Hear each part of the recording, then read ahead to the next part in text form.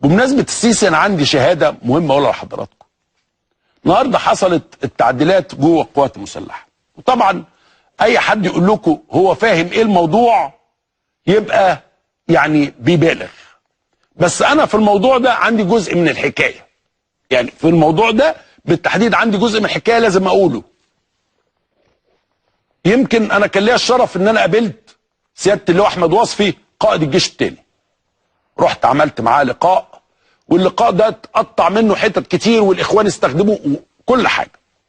وعايز اقول لكم على حاجه في شغلتنا، انه او انا بالتحديد يعني انا الانترفيو حاجه والكلام اللي على جنبي بيبقى مهم بالنسبه لي، ان انا بحب افهم الناس، افهم بيفكروا ازاي، اتجاهاتهم ايه، عشان اطمن انا كمان. يعني راجل زي ده احمد وصفي ده، خلينا بس اكلمكم عنه دقيقه.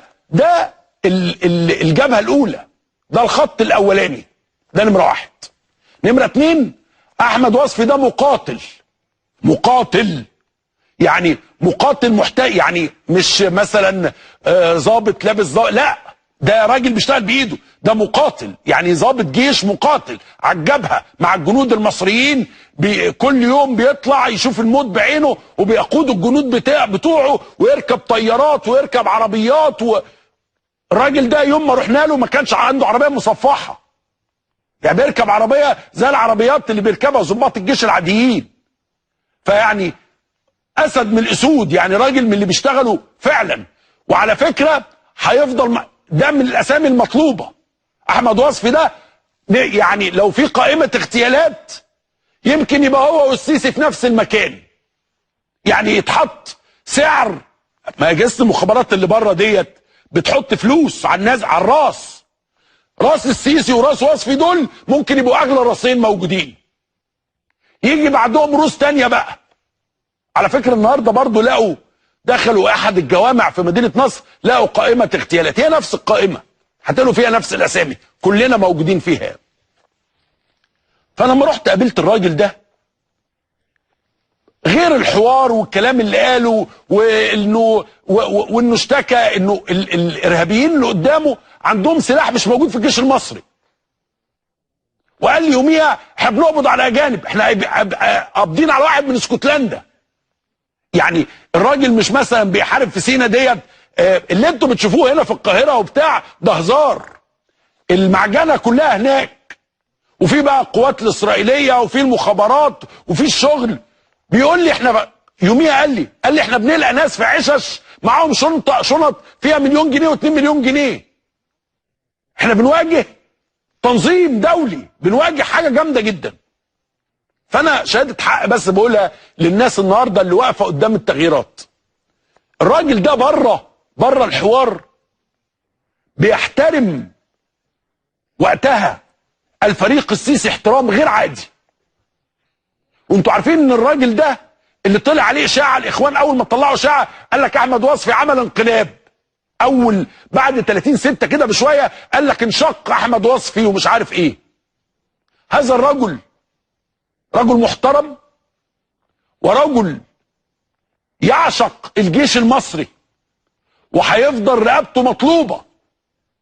الراجل ده لما نزل في الاستفتاء، فاكرين المشاهد الاخيره اما كان موجود في الاستفتاء كان حواليه الشباب بتوعه ورجالته، لان الراجل ده في حركته مرصود ومطلوب، وهيفضل مرصود ومطلوب. هو راح هيئه التدريب دلوقتي، لكن قد ايه كان بيتكلم باحترام على الفريق السيسي، فريق اول عبد الفتاح السيسي. ده بره الحوار، بره الكلام. انا بقول شهاده حق بيني وبينه. عارفين يا جماعه ساعات كده مثلا، هقول لكم بصراحه يعني في الشغل بتاعنا، ساعات حد يبقى قاعد بيتكلم معاك وبعدين بره الهوا تلاقي كده عنده غمز ولمز، يقول لك بس يعني ما احنا قلنا ومحدش سمع. على فكره الاخوان كانوا دايما كده. الاخوان لما كانوا يجوا لنا كانوا على الهوا، ونحن والرئيس والنهضه، واول ما الكاميرا تطفي تريقه بقى على مشروع النهضه وعلى محمد مرسي وعلى طائر النهضه الذي يبيض ولا يلد. خد من ده اللي انت وكل الاسامي، ابو بركه والبلتاجي، كانت تريقه. ويقول لك شحاته بتاع اللجنه الاقتصاديه كان يتحدث عن الجيش المصري وعن عبد الفتاح السيسي وعن انه مستعد في اي لحظه يموت. على فكره انا يوميها فكرت في الناس اللي مستعده في اي لحظه تموت دي متكونه من ايه. على فكره لا بوليت فيست ولا بتاع، ده بطل ماشي كده المسدس في رجله وماشي في الحياه يعني، وكلهم عارفينه. وخليني اقول لكم على حاجه انا لاحظتها من يومين ثلاثه.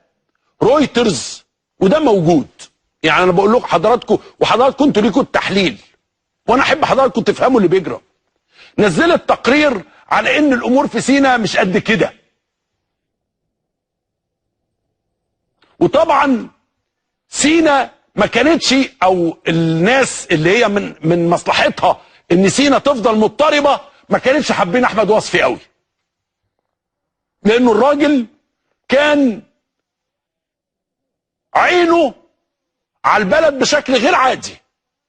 كل جيش مصر عينه على البلد وكل الضباط وطنيين، انما ده راجل تحس فيه عارف يا جماعه، في ناس بتعمل شغلها وفي ناس بتعمل شغلها اكسترا. احمد وصفي ده كان من الناس، وعلى فكره انا بتكلم عليه النهارده والراجل راح هيئه التدريب، لا هو وزير الدفاع الجاي ولا هو مش ولا اي حاجه، وانا ما شفتوش غير مره في حياتي. بس في ناس بتقابلهم مصريين زي ما بتقابل ابراهيم محلب كده،